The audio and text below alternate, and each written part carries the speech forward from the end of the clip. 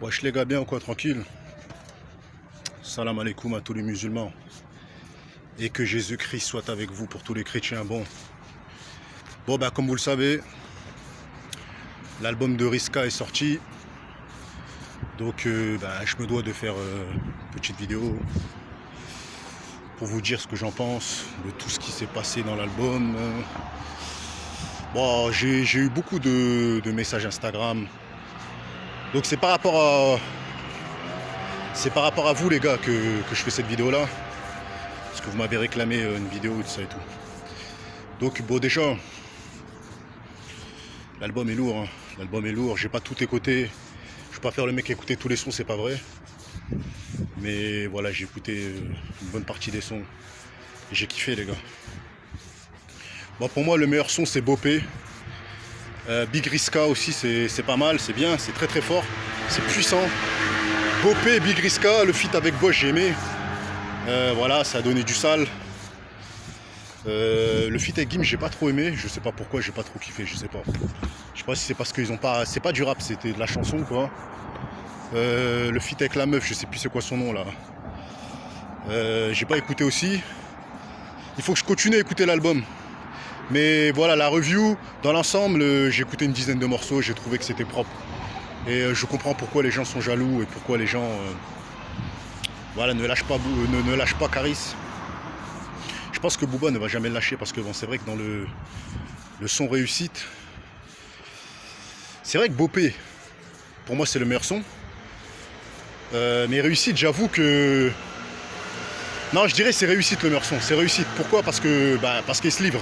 Il se livre dans le morceau et il explique un peu voilà, son parcours quand il est sorti du bled, quand il est arrivé, tout ça et tout en France, comment il a commencé dans le Peura, que c'était un mec qui grattait, et qu'en fait en gros il explique dans le son en gros que Booba l'a réclamé.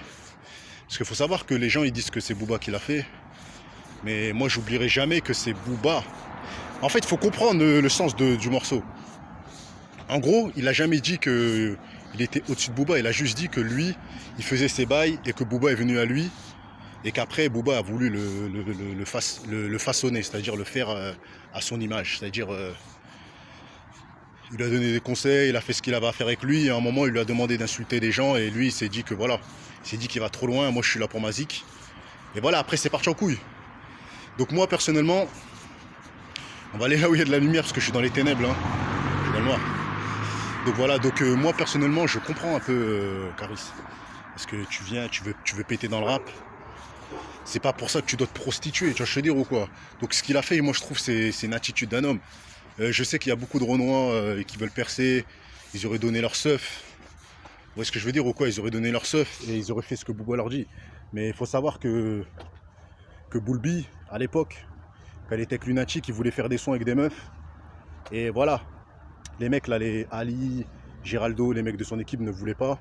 Après à un moment il a pris son envol et il a fait un feat avec Kaina Samet. Après il a fait ce qu'il avait fait. Il a fait ce qu'il voulait. Il les a quittés, il a fait ses bails. Donc je comprends pas pourquoi ça dérange quand Riska ne l'a pas obéi. En sachant que c'est pas lui qui l'a appelé. C'est comme si moi je fais mes bails, un mec il m'appelle, il me produit ou il m'aide à percer. Et après je dois être le fiston du mec. Comme si c'est lui qui m'avait... ça y est, il m'a sollicité, il m'a mis là où je suis, donc je dois faire tout... Moi je pense que voilà, il y a un moment où il faut être réaliste. Chacun fait ce qu'il veut. Si tu veux donner tes seufs, t'es libre à toi de donner tes seufs. Boulby, il a beaucoup de gens autour de lui qui le suceront jusqu'au bout. Comme j'ai dit, voilà, il y a des mecs qui vont le sucer jusqu'au bout. Et c'est comme ça. Voilà, après, t'as des gens qui sont énervés parce qu'ils sucent pas. S'ils sucent pas, cousin, c'est tout. Voilà, donc l'album est propre, l'album est lourd. Et voilà, moi je comprends pourquoi il y a de la jalousie envers lui, parce que l'album, c'est du sale. Boulby, il a écouté son album, il a kiffé à mon avis. C'est juste que, voilà, il n'a pas aimé qu'ils disent des vérités, parce qu'il a dit des vérités. On lui a demandé de clasher les gens, il a refusé, c'est parti en cloud, c'est tout. Et ça, je l'ai dit depuis longtemps, je le répète, je le dis. C'est de là qu'est parti le clash. On te met là où tu es et tu dois être un soldat. Maintenant, c'est comme ça que ça se passe. Mais frère, un vrai mec de quartier, même si tu lui donnes à manger, à un moment ou à un autre, il va se rebeller sur celui qui lui donne à manger, c'est tout. C'est comme ça. Il y a des codes dans la rue. Je veux te dire ou quoi, tu peux pas On obéit, en plus comme il a dit, on se prosterne que devant Dieu, devant personne, c'est tout. C'est-à-dire il n'y a que Dieu que tu dois suivre, il n'y a pas un mec qui va te dicter ta ligne de conduite. Tu vois ce que je veux dire ou quoi? Donc voilà, donc